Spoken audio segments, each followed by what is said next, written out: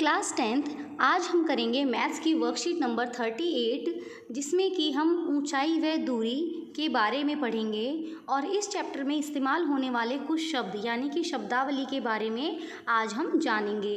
तो करते हैं स्टार्ट। सबसे पहले यहाँ पर लिखा है याद कीजिए और बताइए, यानी कि जो हमने अब तक अपनी पिछली वर्कशीट में पढ़ा है उसकी थोड़ी सी हम यहाँ रिवीजन कर लेते हैं। फर्स्ट क्वेश्चन है संलग्न चित्र में एंगल बी की सम्मुख भुजा, यानी कि ये जो आपके पास आकृति दी गई है ट्राइंगल ABC, यहाँ पर आपको बताना है कि एंगल बी की सम्मुख भुजा कौन सी है। तो सम्मुख का मतलब होता है सामने वाली, तो एंगल बी की जो सम्मुख भुजा है वो यहाँ पर है AC। ठीक है, तो आप AC यहाँ पर लिख देंगे।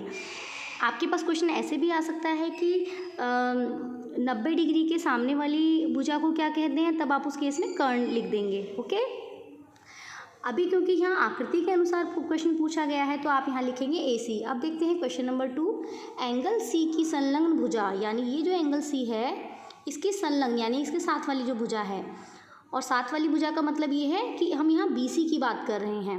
ओके, संलग्न भुजा को डैश कहते हैं, तो इसको हम क्या कहते हैं, आधार, क्योंकि इसके साथ जो है एंगल C के साथ दो भुजा है, एक AC है एक BC है, लेकिन संलग्न भुजा हम किसे कहेंगे, BC को, क्योंकि AC तो क्या हो गया, AC तो कर्ण हो गया। ठीक है, तो BC जो है हमारा उसको हम संलग्न भुजा कहेंगे, जिसको आधार भी कहते हैं। क्वेश्चन नंबर 3 देखते हैं, एंगल C की सम्मुख भुजा को डैश कहते हैं। अब यहाँ पर क्योंकि हम एंगल C की बात कर रहे हैं तो इसकी सम्मुख भुजा कौन सी हुई, AB। अब इसको कहते क्या हैं, इसको हम कहते हैं लंब। ठीक है, तो ये हो चुके हैं हमारे तीनों क्वेश्चंस के आंसर। ये सब आप पहले पढ़ चुके हैं तो ये आपके लिए बहुत ही आसान होगा। अब देखिए आगे पढ़ते हैं, यहाँ क्लाउड में क्या लिखा गया है इसे पढ़ते हैं। दैनिक जीवन में समकोण त्रिभुज के कुछ उदाहरण, क्या आपने अपनी डेली लाइफ में कभी ऐसा ऑब्जर्व किया है कि आपको कोई समकोण त्रिभुज की आकृति कभी नज़र आई हो या कभी आपने ऑब्जर्व किया हो। देखो सबसे पहले एग्जाम्पल में क्या दिया गया है, यहाँ पर कोई वॉल है, कोई दीवार है, उसके साथ में ऐसे सीढ़ी लगी हुई है ना। तो यहाँ पर आप ध्यान से देखिए, यहाँ एक समकोण त्रिभुज बन रहा है ना, क्योंकि यहाँ 90 डिग्री का कोण है। हाँ, तो हो सकता है कुछ बच्चों ने ऑब्ज़र्व किया हो, लेकिन जिन बच्चों ने अब तक ऑब्ज़र्व नहीं किया है, अब आने वाले टाइम में आप बाकी बच्चे भी ऑब्ज़र्व करना स्टार्ट कर देंगे, ऐसी मुझे उम्मीद है ना। क्योंकि अभी आप जैसे यहाँ देख रहे हैं तो हो सकता है कुछ बच्चों ने अब रिलेट किया हो कि हाँ ऐसे तो 90 डिग्री का कोण यहाँ बनता है, और जब हम यहाँ सीढ़ी इस तरह से लगाते हैं तो एक समकोण त्रिभुज की आकृति नज़र आती है। तो अब देखते हैं क्वेश्चन नंबर 2, वो एग्जाम्पल नंबर 2। यहाँ पर कोई एक व्यक्ति खड़ा हुआ है और यहाँ पर है एक पेड़। ओके, अब ये जो व्यक्ति है, देखिए यहाँ से ये जो आकृति बनी हुई है, ये देखिए यहाँ भी एक समकोण त्रिभुज बन रहा है। ठीक है ना, तो इस तरह से आप समकोण त्रिभुज की जो आकृति हैं वो अपनी डेली लाइफ में भी देख सकते हैं। अब देखिए एग्जाम्पल नंबर 3 में क्या है, यहाँ पर कोई एक शिप है और ये सपोज़ कोई ये लाइट हाउस है। ठीक है ना, ये लाइट हाउस है कोई।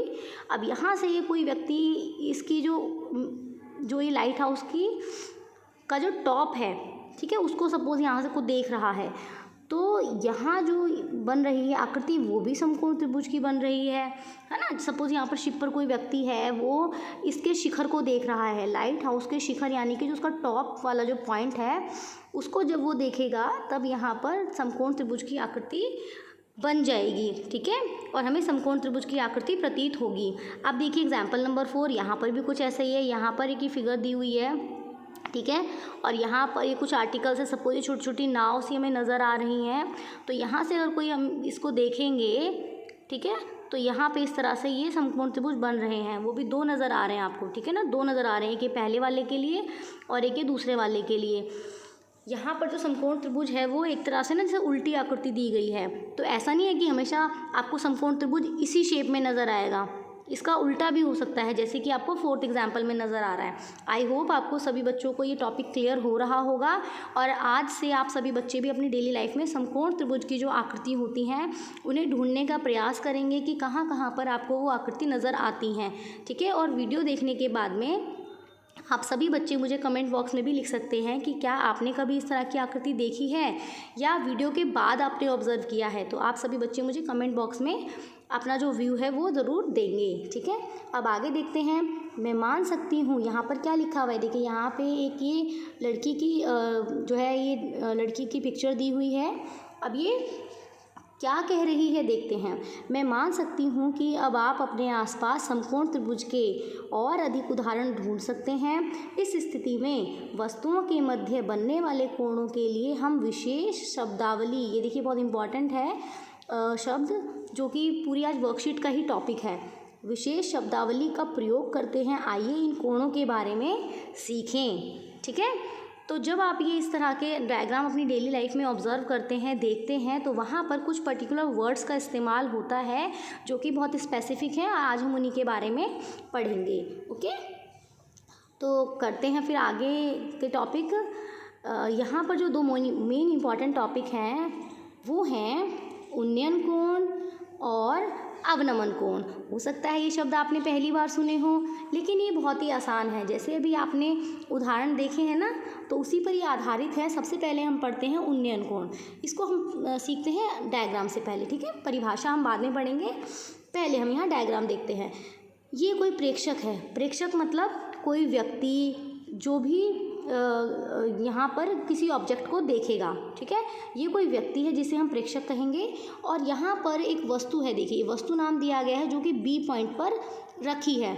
ये बी पॉइंट है जहाँ पर वो वस्तु स्थित है। ओके, और ये यहाँ क्षैतिज, ये धरातल है, ये आप इसको क्षैतिज रेखा मान सकते हो। ठीक है ना, ये क्षैतिज यानी कि ये सपोज आप इसको ना बड़े सिंपल शब्दों में आप इसको ये मान सकते हो कि कोई भी सरफेस हॉरिजॉन्टल, यानी कि जैसे सपोज धरती पर कोई बिंदु है ए। ओके, और यहाँ से ए बी ऊंचाई है, ये ए बिंदु से इतनी ऊंचाई पर कोई वस्तु रखी है। ओके, बी बिंदु पर।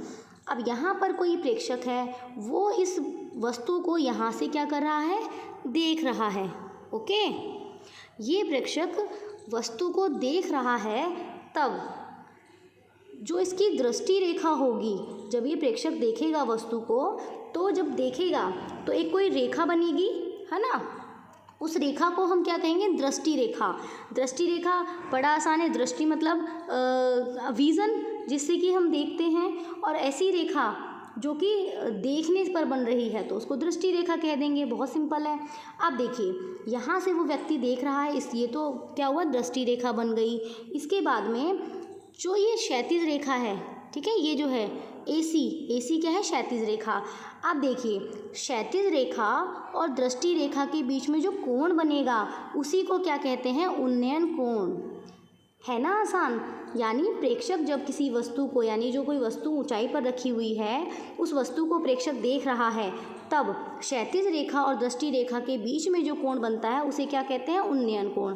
तो सभी बच्चों को समझ आ गया होगा कि उन्नयन कोण कब बनता है, जब प्रेक्षक नीचे से ऊपर की तरफ किसी वस्तु को देखता है। ठीक है, और दूसरा ये कि जो दृष्टि रेखा है, दृष्टि रेखा और क्षैतिज रेखा के बीच में ये कोण बनता है, और क्षैतिज रेखा के ऊपर की तरफ बना हुआ है। देखो क्षैतिज रेखा ये है, इससे ऊपर बना हुआ है ना कोण।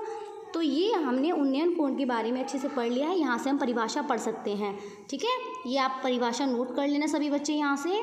ओके, अब हम पढ़ते हैं अवनमन कोण। देखिए अवनमन कोण कब बनता है कि सपोज ये जो प्रेक्षक है ये यहाँ पर है ए पॉइंट पर। ओके, और जो सी पॉइंट है यहाँ पर क्या है, यहाँ है वस्तु।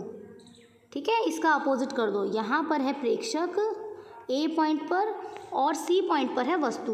तब अवनमन के कोण के केस में क्या होता है कि जब प्रेक्षक ऊपर से नीचे की तरफ किसी वस्तु को देखता है, ठीक है, यहाँ पर प्रेक्षक है और यहाँ पर वस्तु है नीचे की तरफ। जब प्रेक्षक ऊपर से नीचे की तरफ देखता है तब क्षैतिज रेखा तो ये होगी ना, क्षैतिज रेखा तो क्योंकि सीधी इस तरह से होती है। तब अब देखो ये क्या है, ये है दृष्टि रेखा। ठीक है, ये दृष्टि रेखा है, कौन सी, AC। तो प्रेक्षक की दृष्टि रेखा और क्षैतिज के बीच में जो बना हुआ कोण है उसको हम क्या कहते हैं, अवनमन कोण। ठीक है, ये वाला जो है वो अवनमन कोण है। तो अवनमन कोण कब बनता है? जब प्रेक्षक ऊपर से नीचे की तरफ वस्तु को देखता है। दूसरा ये देखो, ये क्षैतिज रेखा है और क्षैतिज रेखा के नीचे की तरफ क्या बन रहा है? अवनमन कोण। ठीक है, तो ये इन दोनों के बीच में अंतर होते हैं। आई होप सभी को समझ आ गया होगा कि उन्नयन कोण और अवनमन कोण में क्या अंतर होता है। अभी प्रैक्टिस के क्वेश्चन में हम इसके बारे में और अच्छे से जानेंगे।